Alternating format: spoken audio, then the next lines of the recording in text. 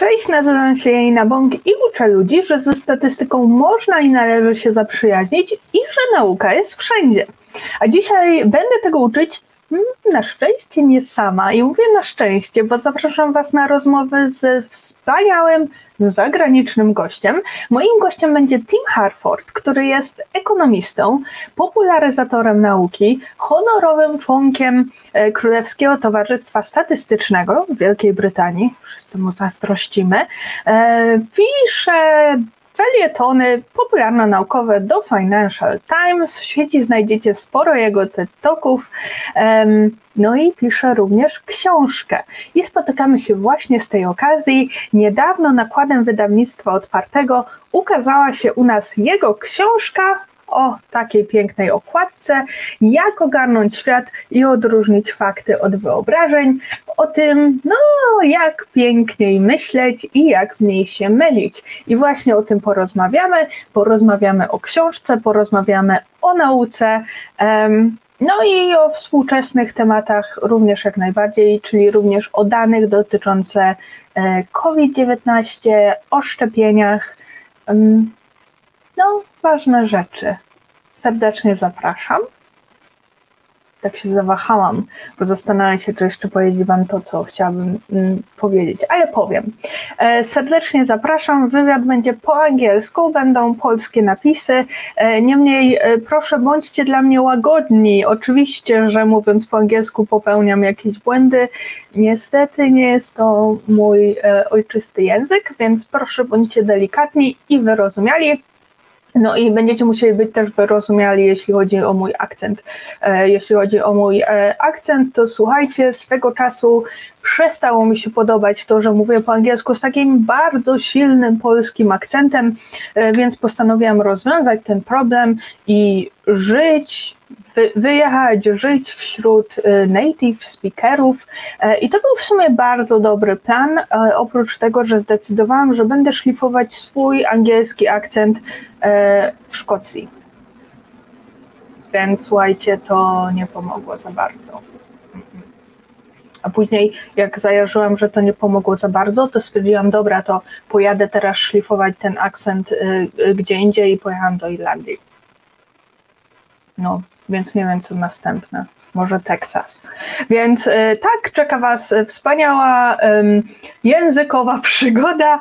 Niemniej ja zapewnię Wam językową przygodę, a Timem Harfordem zapewni Wam wspaniałą intelektualną przygodę. Zapraszam na wywiad. No i myślę, że po wywiadzie nie będziecie mieli żadnych wątpliwości i sięgniecie po właśnie tę książkę z cudną okładką i z jeszcze cudniejszą treścią. Zapraszam na rozmowę. Hi Tim. Hello. I'm extremely happy to meet you. And we are meeting and we are talking because in Poland now your new book is available. Have you seen the cover? I have. This is the same as the British cover. So okay. I love that fish. I'm very excited. Actually, they tend to do it because, you know, your previous book, exactly the same covers in Polish and British, so it's hard to miss. We'll talk about statistics, misleading data, and science. And I am extremely excited because when I was reading your book, usually most of the books that you mentioned, I also like. As you see, Tyranny of Metrics is one of my favorite. Yeah. A lot of insights. But I have to say that you actually broke my heart when I learned the truth about Darrell Huff. Well, it's a sad story. Yeah, I will not spoil it for people that haven't read your book yet. But how did you actually find out about it? Because I never heard about it. I mean, I teach about this book. I have no idea. Well, it is a great book. How to Lie with Statistics. There is the English language title, and there was a piece published, I think, in Significance magazine, which is the journal of the Royal Statistical Society, and there was another piece as well published in one of the forget which one. So for people who are following the academic literature or the semi-academic literature, this story had come out about Huff. And yeah, we don't want too many spoilers, but let's just say that he's a statistical hero. He wrote this wonderful book about how to think about statistics, and in particular, how not to be fooled by statistical tricks. But actually, he was playing some statistical tricks of his own, and it gets quite dark. So that story was known, but I think maybe didn't get as much publicity as it should, because his book is so influential. So I wanted to, in a way, How to Make the World Add Up, or The Data Detective, the US title, it's an antidote to how to lie with statistics, because we very easily fall into the trap of thinking that statistics are always a trick. Politicians are lying to us, advertisers are lying to us, and of course sometimes they are. It's so important not to lose sight of the fact that statistics can also be used to discover the truth and to communicate the truth. And I wanted to remind people of that. Yeah, I actually underlined a quote from your book where you said that it's easy to lie with statistics, but it's even easier to lie by not using statistics. So I always say that, statistics and science, it's still the best that we have when explaining the world. Well, there's this famous quote from physics. I think it might be by the physicist Paul Dirac, who said that somebody else was not even wrong. You couldn't even criticize the ideas because they weren't even wrong. There wasn't anything there. And very often when you see statements by politicians saying they've done a good job, when you see statements by commentators on the media, maybe making a prediction that this will happen or that will happen, quite often those statements are not even wrong. They're so empty of any meaning or content. It's just kind of emotional expressions. So at least when you get to using the statistics, you can start saying, well, this is true or this is not true. But of course, it goes beyond communication. Statistics are also a really important tool for just discovering truths about the world. I mean, we can't see everything with our own eyes and hear everything with our ears. We need some other tools to understand. And just like a microscope might be a tool for a biologist, data is a tool for the economist, for the social scientist, the geographer, the epidemiologist. There's so much that we only see when we have statistics available.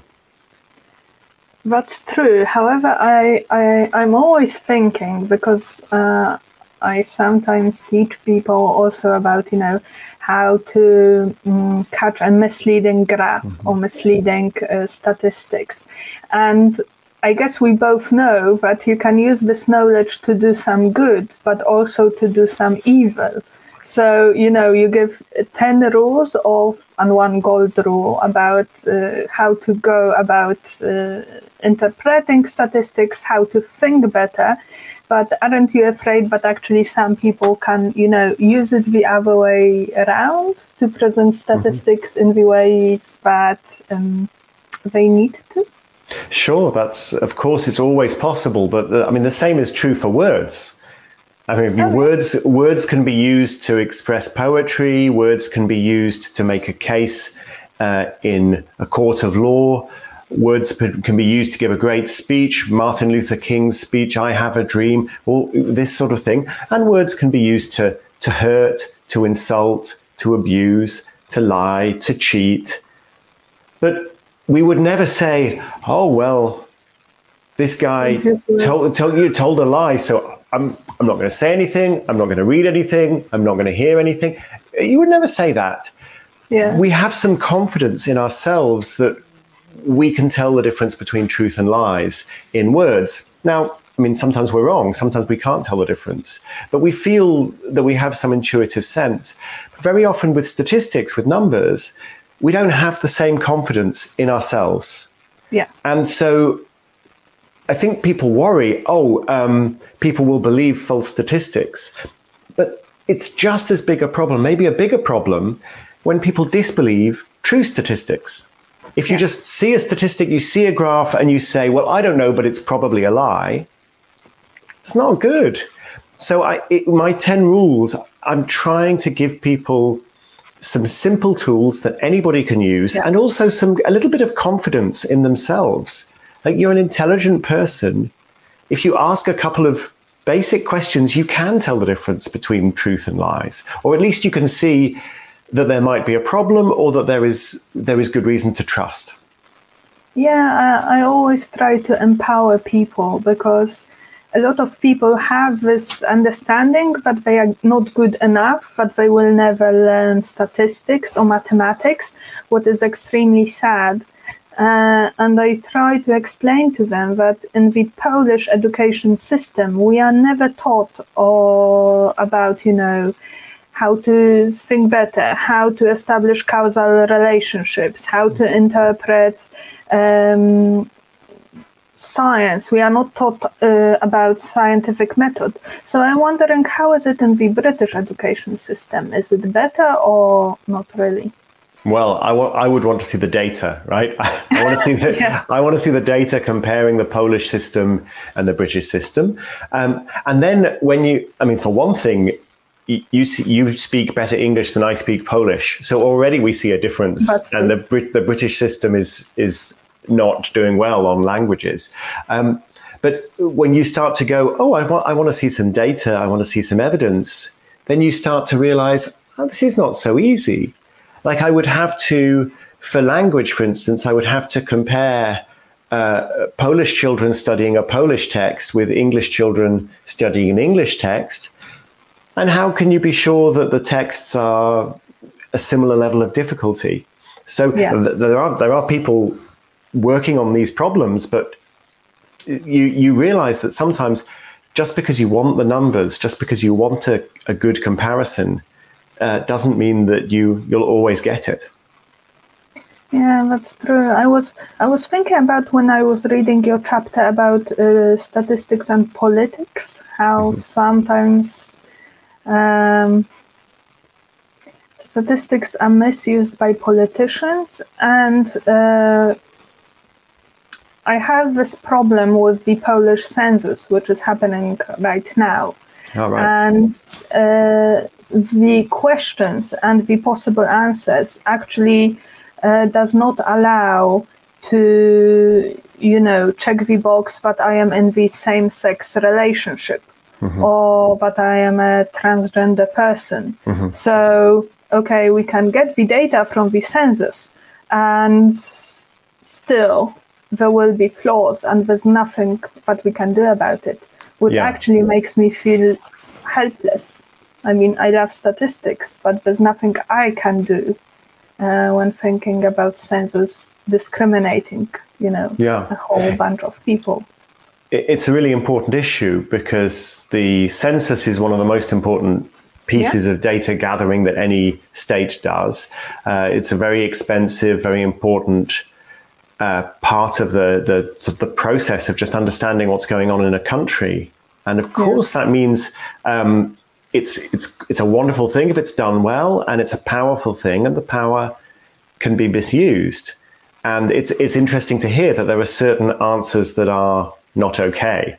Like, it's not possible to even express this truth about an individual's experience because there's no box to tick that category. Really interesting. I mean, there's Poland is not the only country to have these issues. They're fought over all over the world. We had this interesting problem in the US, where the US Census wanted to introduce more, or certainly the administration under President Trump wanted to introduce more questions about your citizenship and those kinds of things. Like, do you have a right to be in the US? Which is actually, I think, a very good and perfectly legitimate question, but it immediately raises fears. Like, how is this confidential? Well, how will people use this data? And then that potentially drives people away from answering the census. And then if people don't answer the census, they don't exist. And then they don't exist, they lose political power. Or another interesting question. There's a book about the history of censuses all over the world. It's called Some of the People, and it's by I think it's by Andrew Whitby, I think is the name of the writer. But he begins by tracing the biblical journey of Mary and Joseph to Bethlehem, which of course is for a census, you probably remember. Yeah. But as he traces that journey, he crosses these different borders between Israel and the Palestinian territories. And it turns out that this trying to take a census of Palestinians is this incredibly fraught, difficult, controversial issue. So, because to say how many Palestinians there are potentially gives them a power, gives them a voice, and there are people who don't want that to happen. So, yeah, it's not just Poland, I'm afraid. But I think this does underline, sure, that statistics can be misused, but it also teaches us how important it is to gather the right questions, gather the right data, to ask the right questions. We see this during the COVID crisis, during the pandemic. Yeah. There are countries that have been very rigorous about getting really good data, and countries that have done a terrible job. I think my own country, the UK, we've made a lot of mistakes dealing with the pandemic. But the data on, for example, medical treatments have been excellent, really good. So we've discovered life-saving treatments for COVID that helps people all over the world, because a couple of British professors in Oxford University, I'm speaking to you from Oxford as it happens, they thought really early on, oh, hang on, doctors all over the world will be giving patients drugs and they won't know whether the drugs are working or not. Somebody needs to do a systematic study of this. And so they set up a systematic study using the British healthcare system, and it's produced this incredibly valuable data on dexamethasone, hydroxychloroquine. They're studying ivermectin now. So there's an infrastructure behind data of gathering certain numbers or not gathering other numbers. And when you tell people about this, they think, oh, it's kind of boring. I mean, even real infrastructure like bridges and trains and roads is sort of boring, and data infrastructure, that sounds really boring, but it's so important. If you have these numbers, if you gather this data, this can save lives. And if you don't have it, people die. And we've seen that so clearly in the last year and a half. I like to think, when I'm thinking about COVID, I think it's a time of triumph of science, not only because, we developed a vaccine so fast, but also because, and that's what you said, that the science became open. It's no longer happening only in the closed academia, and with the paywall and people not having access to the research, we actually have this dialogue between scientists all over the world trying to, deal with this problem. However, in your book, you write a lot about the crisis of science, about the scientists or people talking about science, which, like Darrell Huff, were not necessarily right or were not necessarily, how to say it? Well, they discovered things that seemed to be true, and then when you go back and check, it turns out it's not true at all. So it's often called the reproducibility crisis or the replication crisis. And it's so interesting because when we think about what science is, it means different things to different people. But one idea of science is about creativity, curiosity, coming up with brilliant new ideas and testing those ideas. But there's another part of science that's all about reproducing old results. We check. We do whatever you did last year, we'll do it this year, and we'll just check. Was it true? Can we do your experiment in our laboratory? Do we get the same results? This is really fundamental.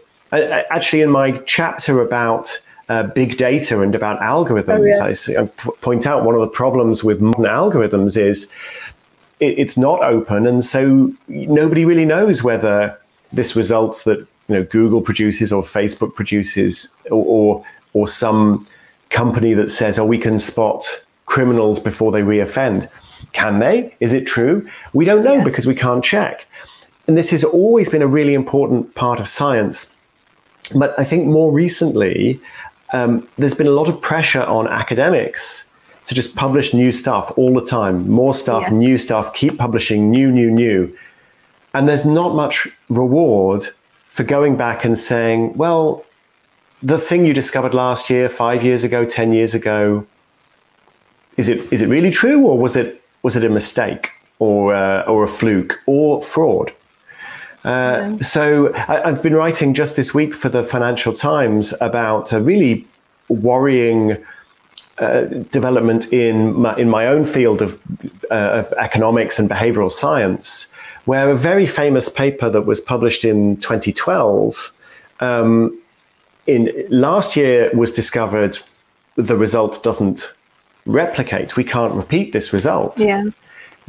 Just the last couple of weeks, it turns out that the original data was fraudulent. So we're now, it's ironic because the study was about dishonesty. And now we're discovering that the study was dishonest. Now, the question is, who faked the data? We don't know yet. We're still trying to figure that one out. So the scientist who's in an awkward position is Dan Ariely, who's a very famous behavioral psychologist, published great books. I know Dan. I like Dan. I find it very distressing to see that he's in the spotlight. He says he got the data from an insurance company, and that the problem must have been with the insurance company. So we don't know, but it's really worrying to discover you have these examples where the result is very influential. The result, by the way, is when people are filling in a form, if you get them to sign at the top, I promise that I will tell the truth, they're more truthful than if you sign at the end, I promise that I did tell the truth. That's the result. Turns out the result is probably not correct. It's very, very upsetting to see these examples. But actually, although as human beings, we worry about the idea that somebody lied, like maybe it was an academic who lied, maybe the company who was dealing with the academic, maybe they lied. This idea is really upsetting, but actually probably more problematic is just the general sense of small experiments being done. You have a kind of a fluke result. It's not very reliable. And then everyone just moves on. And we don't go back and check. And so even when everyone is honest and doing their best, they're doing their best in a hurry with small samples without much money.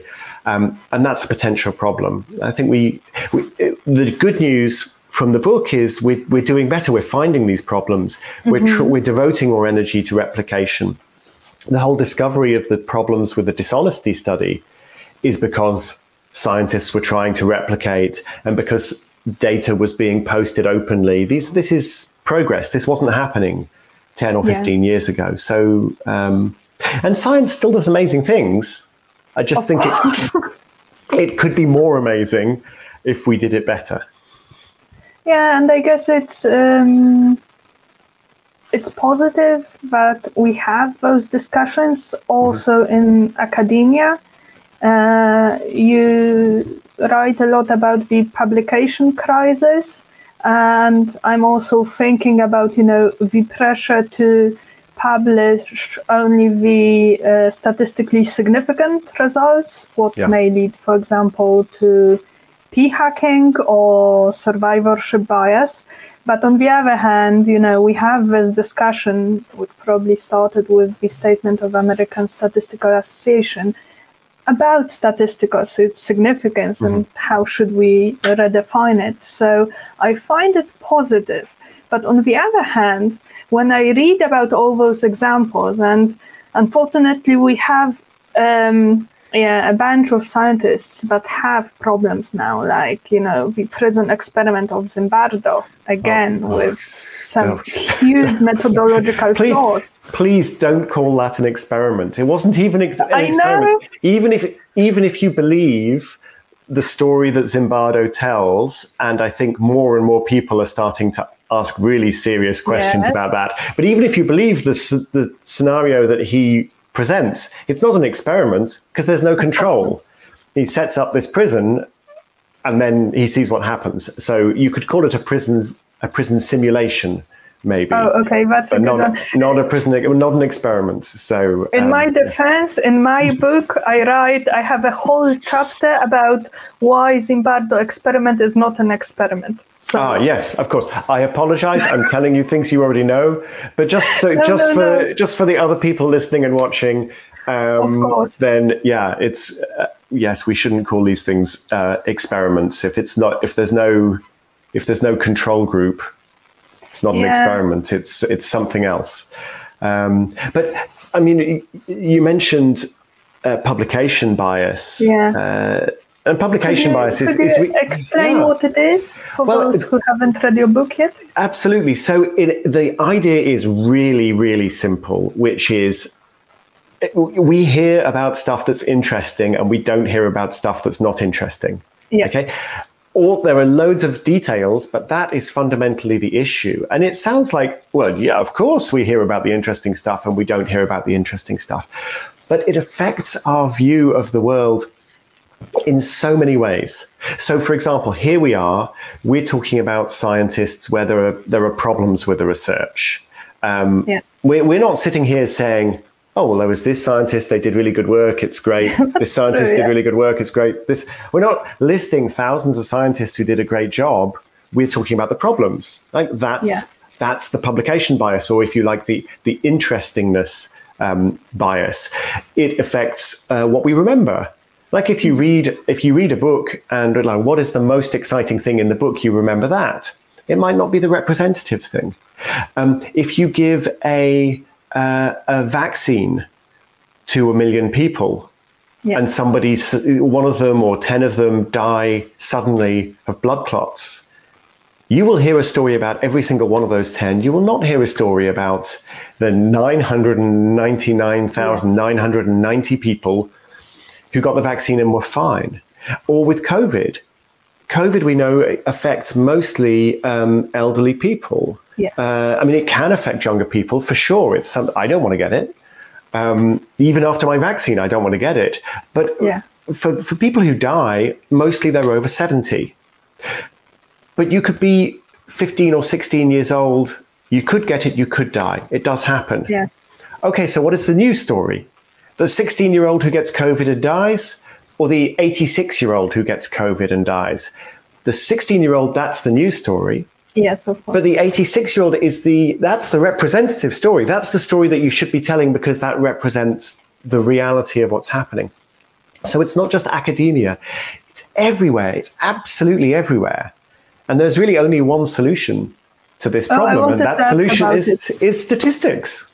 You need the data.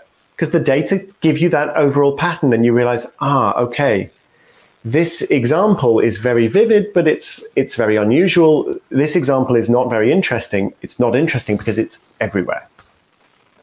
Yeah, I'm wondering, when I'm thinking about COVID and vaccines and the whole narrative around it, we have a very strong movement which actually says, okay, there's no COVID, the vaccines are killing people.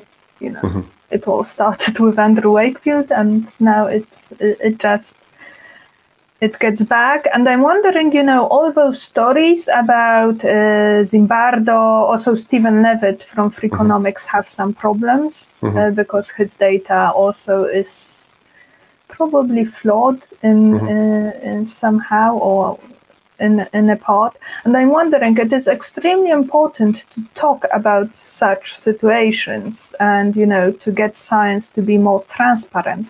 But on the other hand, it somehow feeds this movement that, that glorify pseudoscience and that say, don't vaccinate your kids, don't believe in COVID, whatever.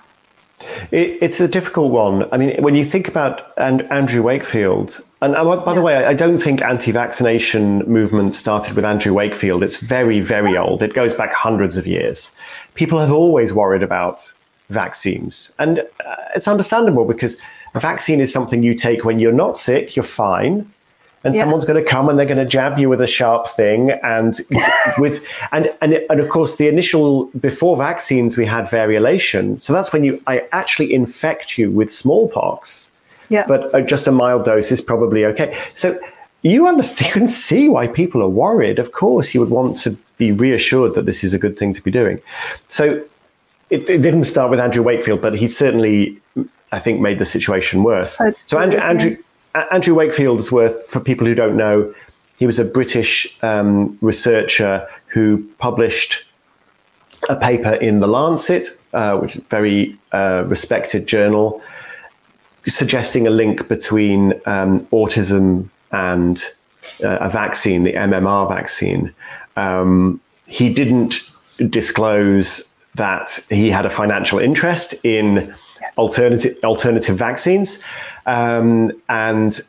He was eventually, the paper was withdrawn. It was found to be very seriously flawed, and he was struck off. So he's no longer able to be a doctor.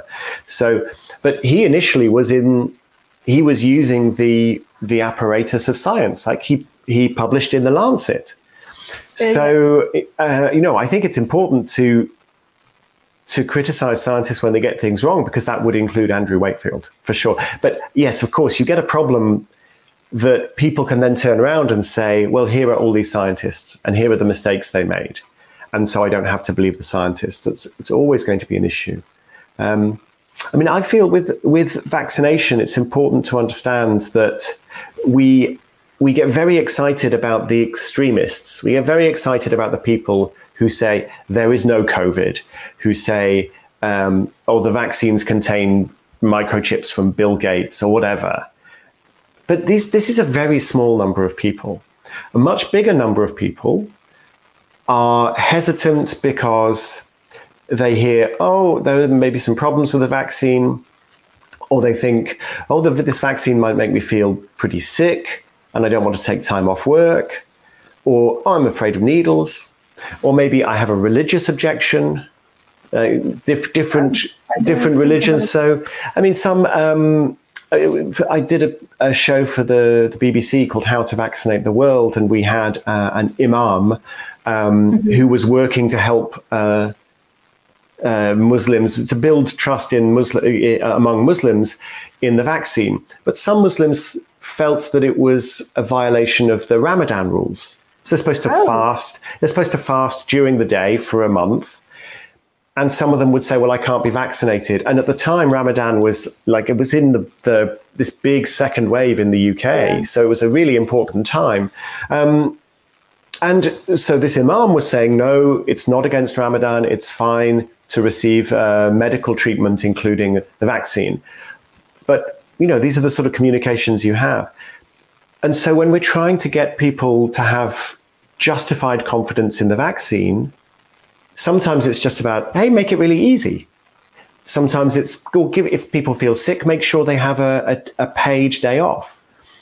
Sometimes it's talk to them about their spiritual beliefs. This imam was saying that for him, it's very affecting to talk to him. He said, for me, I believe the vaccine is a gift from God. God works through the scientists to give us this vaccine.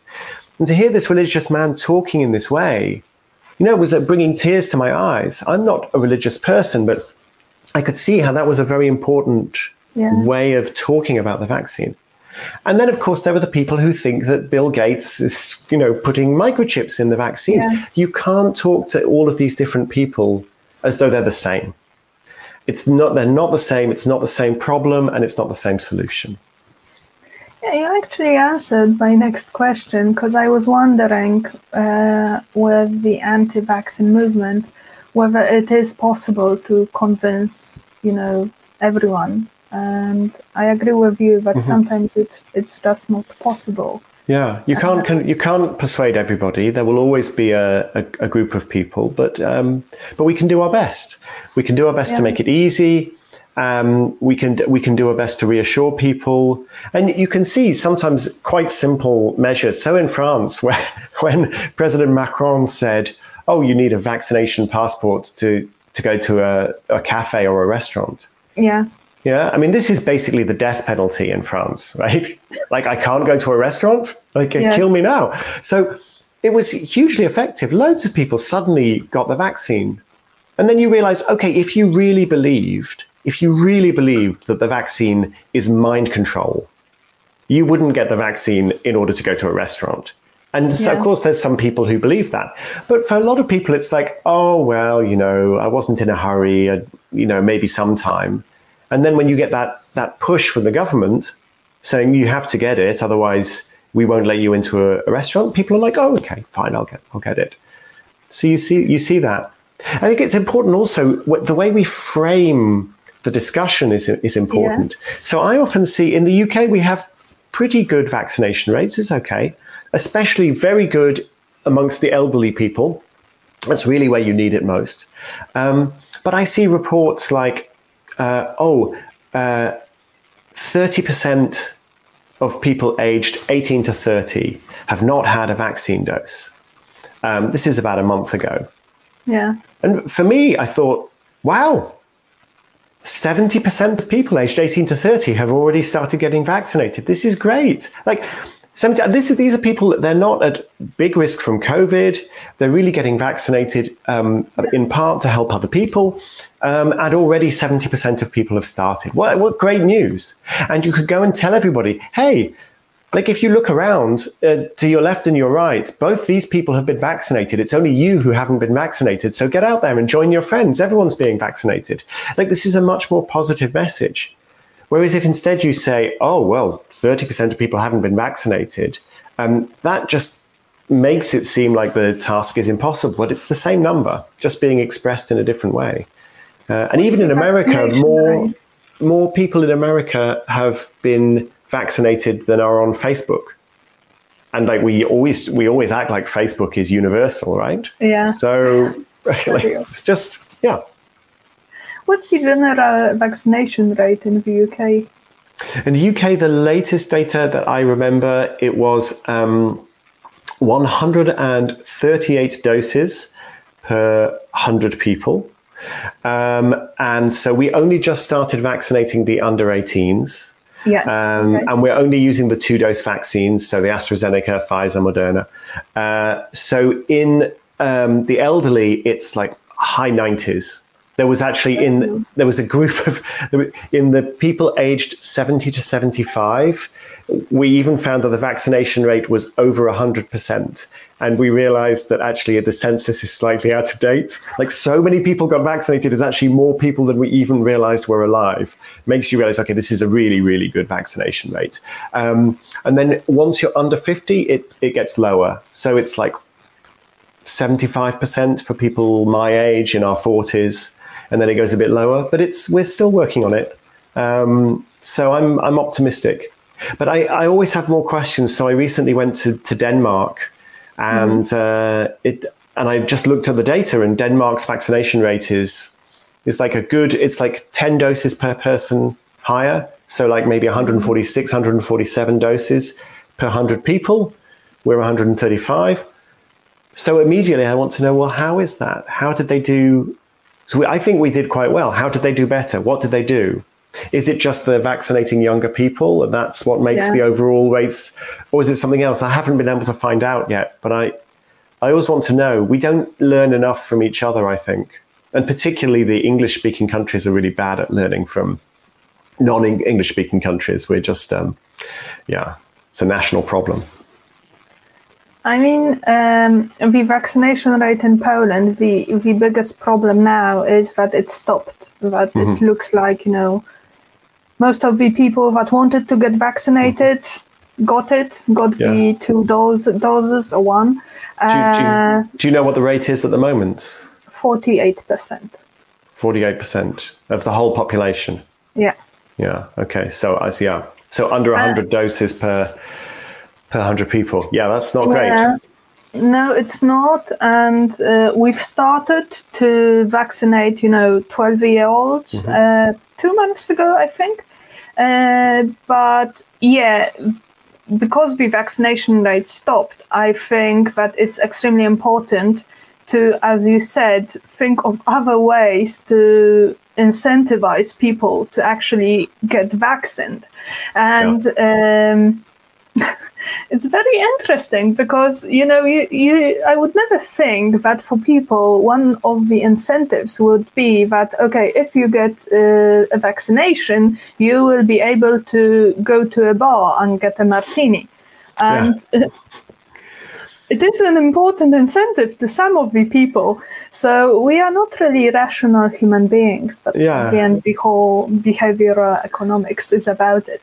And Daniel Kahneman got a Nobel Prize. Well, it shows you that sometimes it's a small thing. And I mean, so to think of another Nobel Prize winner, Richard Thaler, the co-author of Nudge, one of the ideas in Nudge is it's often quite small things that stop us from acting. And it's partly that, like, we think, oh, I'll do it tomorrow. It's kind of annoying. So just getting rid of unnecessary barriers can help, or giving people a little bit of a shove. Because you could say with the vaccine, you can say to yourself, if you feel not that much at risk from COVID, you might say to yourself, oh, I'll just wait a month or two or whatever. I'm not in a hurry. I'll just wait a bit. That's true. But then if someone says, well, okay, but you can't go to a bar until you have it, then you're like, okay, I'll do it now. Fine, I won't wait. Exactly. So it's not going to convince somebody who is completely skeptical about the vaccine, but it could encourage people to hurry along. And of course, it does help. The more people see that their friends and family are vaccinated, the more people realize, okay, these are new vaccines, so I understand. But okay, I see all these people, and it seems to work. I mean, there is an interesting sort of flip of that in the US. So apparently in some parts of the US, the vaccines have become so political that you have people who they want to get vaccinated, but there has to be a secret. Like no one can know. So I just have these visions of these places in Missouri or Arkansas where like everyone is just secretly getting vaccinated, but they're all telling their friends they're not vaccinated, which, I mean, usually you want the reverse. Like you want people going out and saying, I'm vaccinated, you can get vaccinated, we can all get vaccinated. But if that's what it takes, to supply a secret, it's like the old-fashioned sex shops where you're supposed to sort of go in around the back where no one can see you. They have a secret entrance. It's like this only for vaccines. You just go in, no one sees you vaccinated, no one will ever know, but you get the protection. If that's what it takes, then that's what it takes. It's like a vaccination fight club. Don't talk about it. Well, with masks are so visible. So that's become very political in some places, like wearing a mask or not wearing a mask. Often it's not about COVID anymore. It's just about which side are you on, and everybody can see, but people can't see if you're vaccinated. So you can just quietly go and get the vaccine, even if politically your tribe says not to. When I think about vaccines, not only the COVID one, I understand that people are scared. I mean, at the end, we all want to make a good decision about our health or the health of our child. I'm just worried, with the extremists in Poland. We now have problem with, some extremists actually using physical violence towards people who, for example, wear face masks, or they actually attack vaccination stations. So that's something that worries me extremely. But as you said, we just have to try to convince those that we can convince. And unfortunately, there will sometimes be people who will use violence and intimidation, and statistics are not going to help with that. But it's important when that happens. We pay a lot of attention to it, and as we should. But again, it's worth remembering. Just one incident of violence can make the news. And then you need to look around and go, okay, well, are there really millions of these people? Is this really happening all over the country? Or is it just like three guys who are just idiots in one place? So you always got to ask how big or small is the problem, and not to say ignore the problem, or not to say not to diminish the problem, but just to understand the problem and to say, well, how big is it? And as long as I have a realistic view, that's important. And I think scientific journalists and authors like you, which actually try to explain statistics and data, you do some great work, trying to show people, for example, okay, believe in science. Science is something that we need.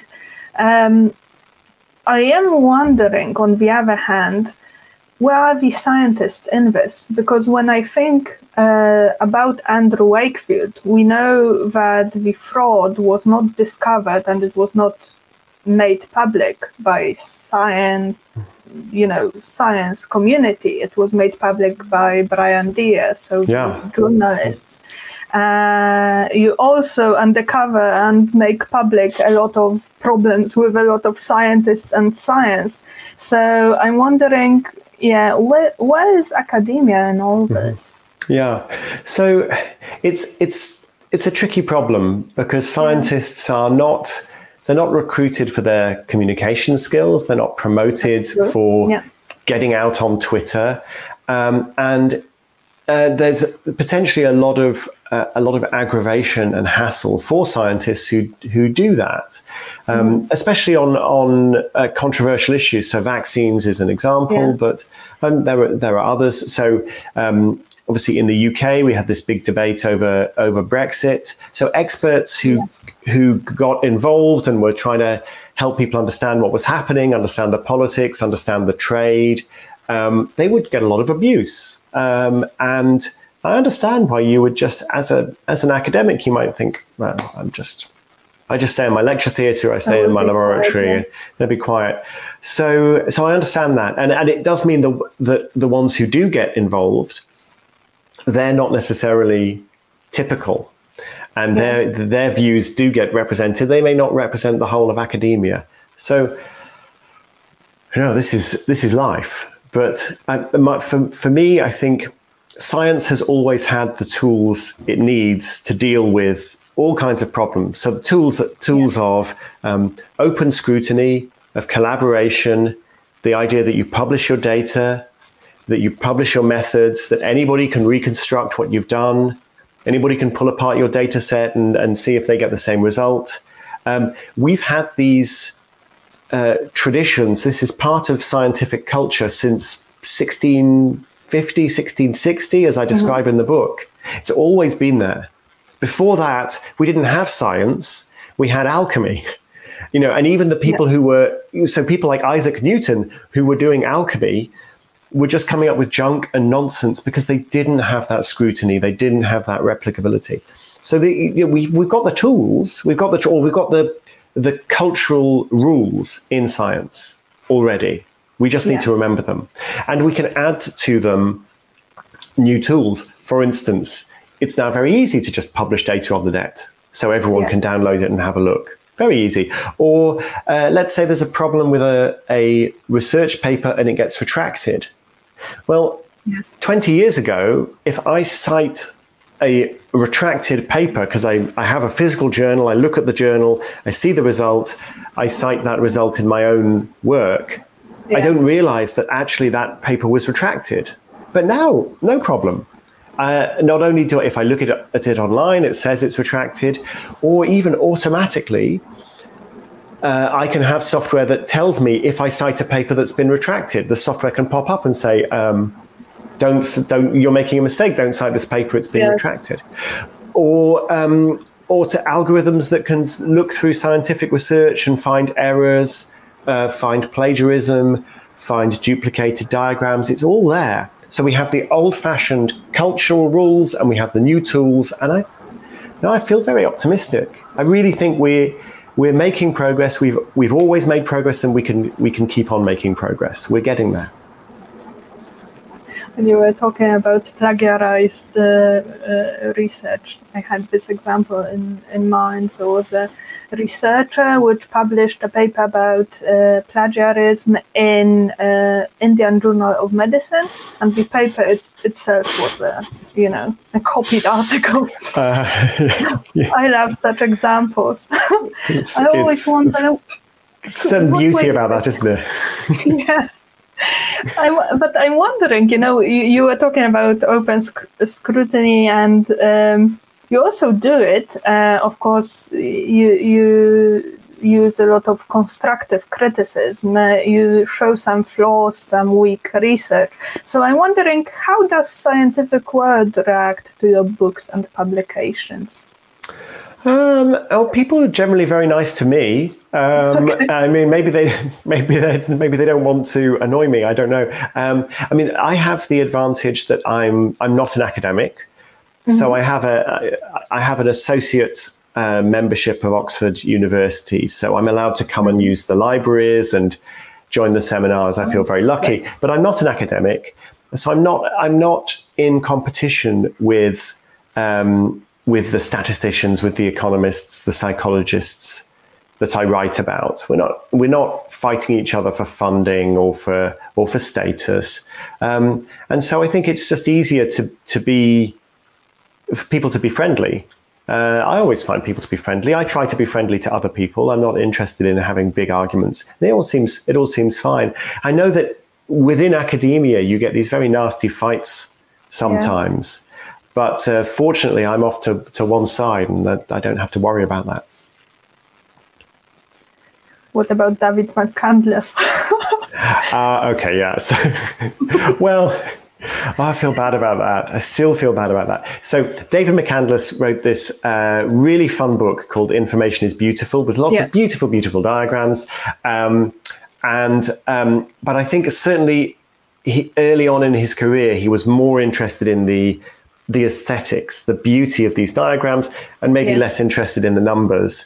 And I found an example of some work he'd done. It was a video, actually. So clever, so beautiful. The data are just rubbish. And so I gave a talk where I used the video and I described the video, and I was just talking about problems in data visualization. And of course, I didn't really think, I guess David will know what I've said. Then a few years later, I bumped into him at a conference, and somebody introduced us, and I was feeling a bit awkward. And I said, "Oh, well, you should know, David. I'm a little worried about this work you did." And he said, "Yeah, I know." So of course he knew. He knew what I'd said. But when I look at his more recent work, I see that he's more serious about getting the data properly labeled and solid. He always gave his sources. I mean, the reason I could see there was a problem is because he gave his sources. I could go and look at the sources, and I could say, these are bad sources. But it was always, I think he always behaved well. He was always very clear and transparent. I think he was just, in that early stage, he wasn't as careful as he should have been. But that's fine. If he thinks I was unfair, he hasn't said so. So, and it's important that we're able to criticize and to find errors and opportunities for improvement in each other's work. And that's always what you want to see, is to criticize the work, not to criticize the person. There's no point in criticizing the person. That's like a school playground. But to criticize the work and to say there's a problem with the work, that's science. That's how it should be. I still love the TED Talk of David McCandless, the beauty of data visualization, one of his first one. I really like it. Yeah, he's great. He's great. I think he does great work. I just like this particular thing was not good. So, and it should be okay to say that, I think. Yeah, I think so. You in the chapter about data visualization in your book, you show the graph, the blood toll in the Iraq war. It's incredible, that graph. Yes. It's incredible. Yeah, sorry, go on. I interrupted you, but because I'm wondering whether you saw the graph that was based on this graph which was about the grandiose stand your ground law in Florida. No, I haven't seen it. Tell me about it. I will send it to you because the graph, they wanted to stand your ground law, but it was a law introduced in 2005 in Florida. A terrible one. I mean, that's my personal opinion. My emotions, you also write about it in the second chapter. Always notice. It's fine to have emotions, but you have to notice. Yeah. You have to notice that you're having emotions. Yeah, absolutely. So I noticed it. It's actually a law that say that if anyone enters your property, you can shoot him or her, just without asking any questions. So when they introduced the law, the question was whether the gunshots or death because of gunshots increased or decreased. And they draw this graph, which shows quite clearly that the number of gunshots after introducing this law decreased. And, it was quite interesting to see, but the graph is upside down. I will send it to you. The graph is upside down, and the author said that he actually, used the blood toll graph, and he wanted to interpret it, or very strange explanations, but. Yeah, I always wonder, what were you thinking? I mean, you draw a graph upside down, the y-axis is labeled, so I don't know what the plan was, but that's why we should talk about data visualization, because it's an easy way to mislead people. It is, but also to stick with the point of the book, it's also a great way to convey what's true as well. But we need to be very careful, because we perceive visual information very quickly. One study is like it's a half a second, it's like that, and you don't see everything, but you have an impression like, oh, that looks interesting, or that looks annoying, or it's ugly. You have this very quick impression. And we just have to remind ourselves to slow down, to notice the emotional reaction, to ask quite simple questions like, what is the definition here? What are the axes? But a really good data visualization can change the world, as the story that I tell in the book of a revolution in public health and in hygiene in hospitals, launched by William Farr and Florence Nightingale, the British nurse. And they were fighting against the British medical and military establishment. And Florence Nightingale, she's very famous, but she's a woman. We don't want to hear what she's got to say. And so she came at them with great graphs, and she won the argument, partly because of the beauty of these graphs. And I would say saved hundreds of thousands of lives, maybe millions of lives, with a really good graph. So it can really be important. It's not just a way for people to lie, although it can be. It's also a way for people to really convey the truth in a very clear way. Yeah, I think it's very important. But I also see that I tend to post on my social media bad graphs whenever I see some bad graphs, just to post about it and explain why they are not too good or why we should be careful.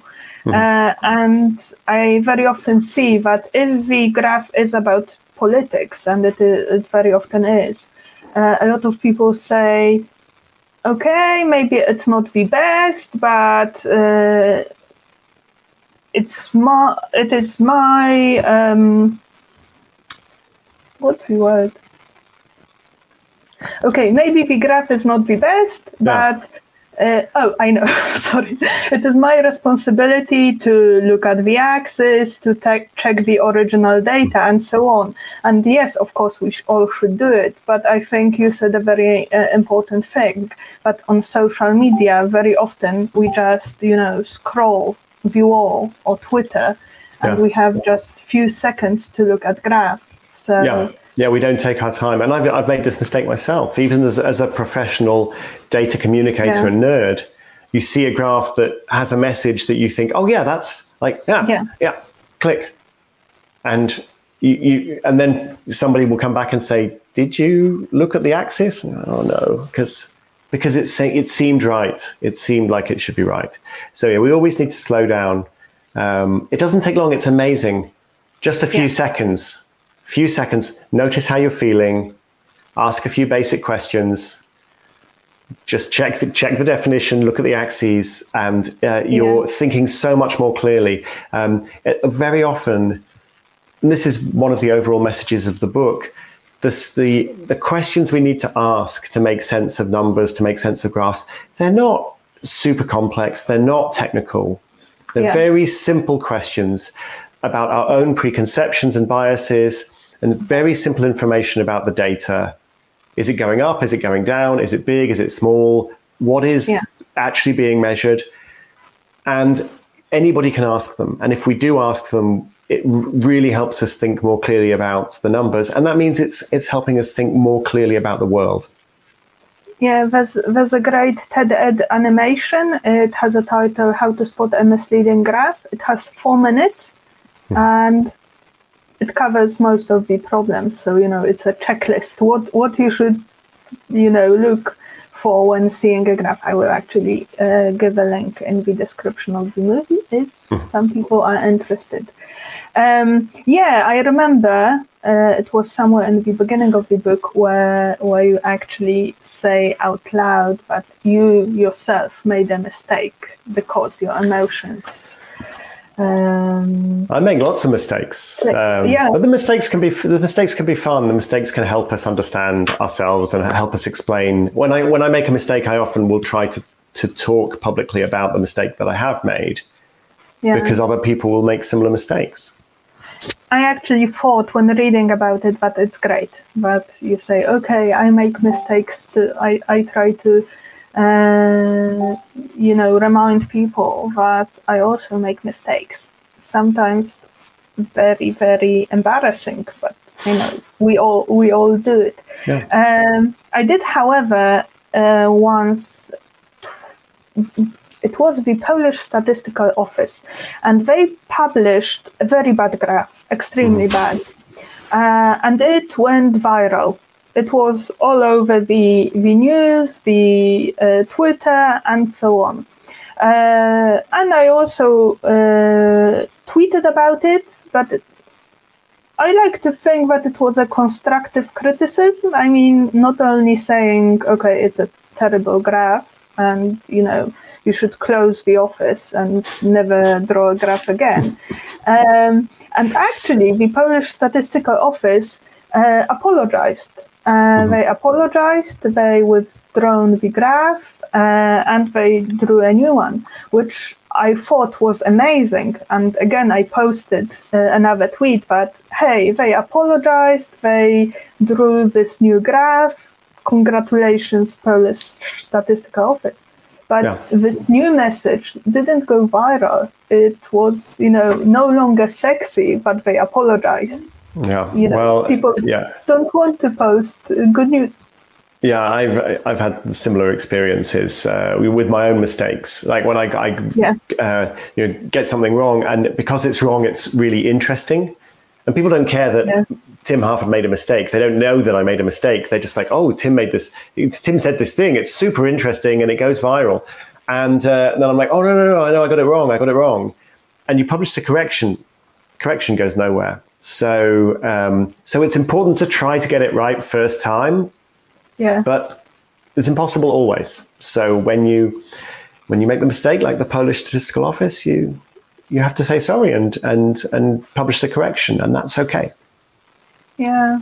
I made some, not even one, some mistakes in my book, and people sent me emails saying, hey, Janina, you made a mistake of this and this kind on this page. I love it. I mean, I always get back to those people and say thank you, because again, that's constructive criticism. However, there are also people, and I love it, that actually give a call to my publisher to say that on the page 15 I have a typo, So I'm always thinking, okay, good, that you have time for that. But again, I will correct the typo, so thank you for that.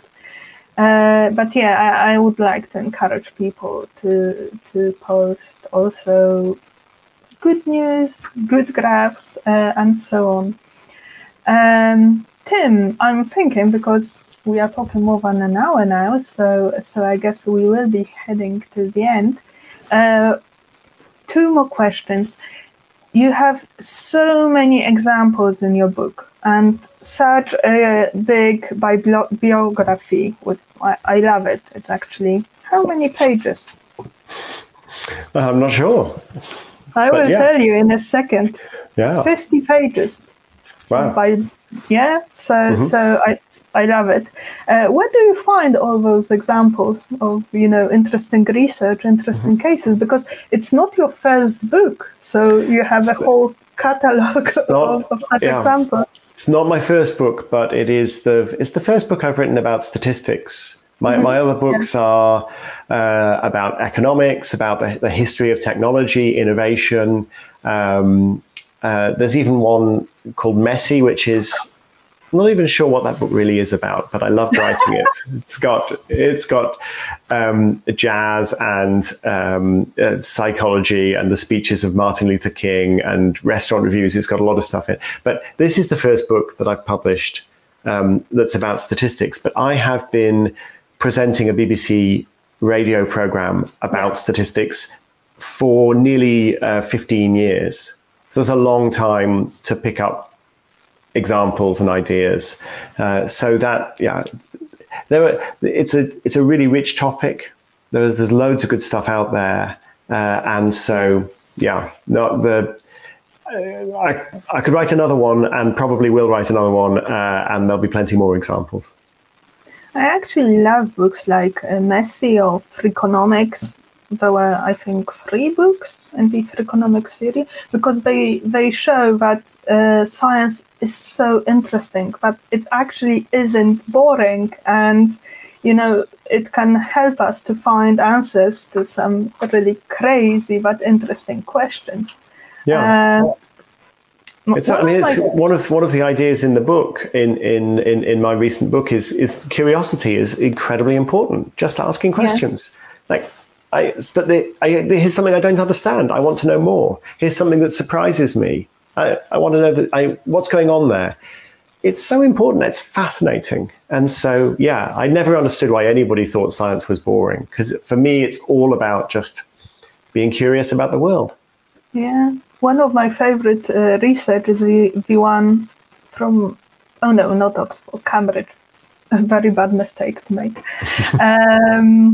That sheep recognize faces of other sheep, but also of other people. But the interesting thing about this study is that, it sounds crazy, but it's not.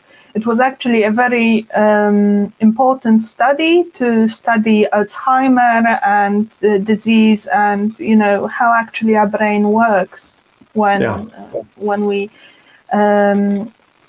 are ill, unfortunately. We have, of course, but we also have IG Nobel Prizes with some crazy research, which I also love. Which are terrific. I mean, some of the Ig Nobel Prizes some of them are just jokes, but some of them are they're really important research. They're just kind of funny. One of my favorites, the Dunning-Kruger effect, which is that. I'm oversimplifying, but stupid people don't realize they're stupid. Actually, it's more interesting than that. But that's such a fundamental idea, and they won an Ig Nobel Prize. Yeah, and they draw a graph to visualize this effect. They do indeed. We will probably put it in the movie. Ig Nobel Prize. It is actually my dream to be invited to this ceremony of giving out those prizes. Probably it will never happen. Well, I'm sure if you ask nicely, they might arrange for an invitation. Or maybe I should just get this prize and then I will get invited. That's the way. That's the classy way to do it.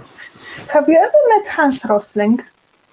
Yes, I did. I did several times. I'm so jealous. Yeah, he was an amazing man.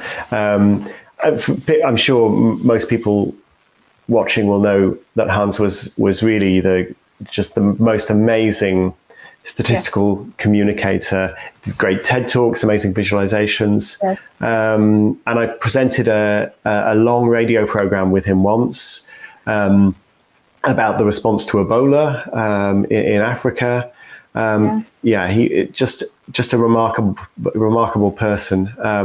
But one of the things that I found interesting about him is that he often comes across as this very sort of positive, lots of kind of fun examples, but he could get really angry with people who were stupid about statistics, who didn't look at the data, who were ignorant about the world. And you can see it. There's this very famous example. He's interviewed on Danish television, and the Danish journalist is interviewing him and saying, "Oh, there's all these problems," and he's like, "No, you are wrong." And he's like, "Well, where do you get your numbers?" "Nowhere special. The World Bank, the United Nations. The facts are not up for dispute. I'm right and you are wrong." And I've seen him get angry, not like a bully, but just very like, you're being ignorant. You're asking stupid questions. You haven't looked at the numbers, and I can't believe I have to correct you. And there was that real passion, because he realized it's not like a game. It's not a joke of like, oh, well, let's talk about the numbers and it's kind of fun. He said, this is people living and dying, and other people making decisions about stuff they know nothing about, because they did not look at the numbers, and the numbers are there for anybody. They're on the internet. Anybody can see them. So he would be angry about that. Amazing man. That was my another dream, to meet Hans Rosling, but it will not happen. He did have left, actually, Factfulness, amazing book, probably my favorite one. It's a great book, and Factfulness, it is like talking to Hans. His voice is very strong in that book.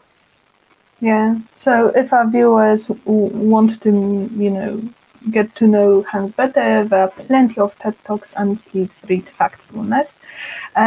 You were actually talking about, Hans Rosling getting angry, and I'm thinking, he spent so much time explaining to people the same concepts and the same ways of understanding statistics. So maybe he was just fed up with talking about the same stuff all over again. Are you sometimes tired, to talk about all those things, and but people still make those mistakes and still manipulate numbers? Well, I mean, fortunately, I don't think it's my responsibility to put the whole world right. If I did, I would just lose my mind. I'm just trying to understand the world, and that is fun for me. And it's a privilege that I get to explain my thoughts and my ideas to other people. But most of all, I want to know. And so maybe that is less stressful. It's interesting that when the book was first published in the UK and America, I would give book talks, and people would ask questions that were like, oh, I have this friend, and this friend is, has this really stupid idea, and how do I fix my friend's stupid idea? And my response was always, you need to fix your stupid ideas. This book is about helping me fix my stupid ideas. If you read it, maybe you fix your stupid ideas. Don't worry about anybody else. Just first try to understand the world yourself. That is hard enough, and that's enjoyable enough. And it's the project that will last a whole lifetime. Don't worry about other people. So maybe that's why I don't get so frustrated. I'm always just trying to educate myself. So good news is that if people in Poland want to understand the world better, they now can buy your book in Polish. Actually, that's not the first one that is available in Polish. That's good news. I told you that I actually love the undercover Economist. I used it in my class in Dublin. Thank you. Because I love people showing other people that science is fun and it's very, very useful, which actually leads me to my last question. What will your next book be about?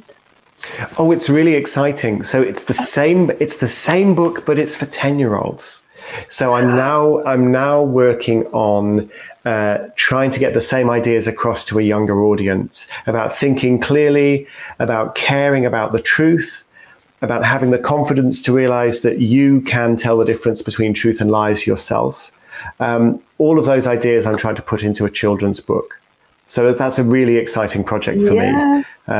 But for listeners who are adult and who want to know what the next adult project is, I'm working on my podcast, Cautionary Tales, which is about ideas in psychology and social science. But it's also stories of complete catastrophe, stories of things going wrong, and it's all about how. Or not only?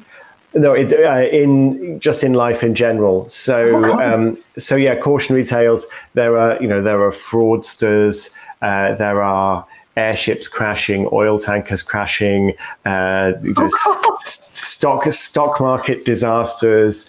It's all about just things going wrong. But the idea is that I tell the story of the thing that goes wrong, but in the middle, I say, okay, well, what is really happening here? Like, what would a psychologist say about this, or what would an engineer say about this? Yeah. So just using the disasters to explain ideas in the world. So Cautionary Tales is the podcast, and I'm having fun. Oh, that's great. I actually envy you with the children's book, because I tried to do it, not in a book, but just to try communicate science to children, but it's so difficult. I just can't do it. But I collect all the science books for kids and read. I don't have a kid of my own, but I read them just to check, how people do it, how people explain physics, mathematics, and all those crazy things to kids. Because, I don't want to spoil again your book too much, but you talk in one of the chapters about curiosity, and kids are the great example of being, always interested in the world. So I think we should learn from them. Absolutely. Absolutely. All these 3 years old asking questions about why is it this way? And at some point it is so difficult to explain to them, why is the sky blue? Yeah. Well, sometimes it's hard to explain, but very often you realize, actually, I don't know. That's the thing. You realize, I don't know. And it's that realization that the world is such a big place. The universe is so fascinating. You can keep asking questions and you'll never know all the answers. And that's fun. That's really fun. Yeah, actually, in Freakonomics is this example of a study where it is not perfect in its methodology, so it's more like fun fact, when they tried to figure out what's the most difficult phrase to say in English. I mean, not language-wise, but people have a difficulty saying out loud for psychological reasons. And they actually thought that it will be "I love you." But good news is that but the most difficult phrase to be said out loud was "I don't know." And I guess I have also some problems in saying, I don't know, I will learn about it and I will get back to you. So for all people that don't know, it's okay, but we have plenty of opportunities to change it. And one of those opportunities is your book. So Timem Harfordem was my guest. Thank you, Tim, for your time. And thank you for your book. And I'm looking forward to the next one. Very kind. Thank you so much. And the recording is over. Okay. Thank you very much, Tim. My pleasure. Are you happy? Is that okay? I am extremely happy. I was extremely stressed before this interview, but I think it was a very interesting discussion. Good. Well, I was very happy. Thank you so much for the smart questions and for paying such close attention to the book, and thanks for your interest. And if there's any questions you have, you need any follow up, just you have my email. So. Oh yeah. Thank you for that. I will send you again when everything is ready. You will get it to just check if everything is there. Mm-hmm. Yeah, and I was smiling when reading your book because whenever you mentioned the book, I was just looking at at my bookcase and the book was there. Yeah, that's what I'm telling you. Yeah, no, it's good. It's good. Yeah. Cool. So thank you, Tim. Oh, and I will send you the graph that was upside down. It's like please do. Interesting one. Yeah. Wonderful. Thank you so much. Thank you. All right. Take care.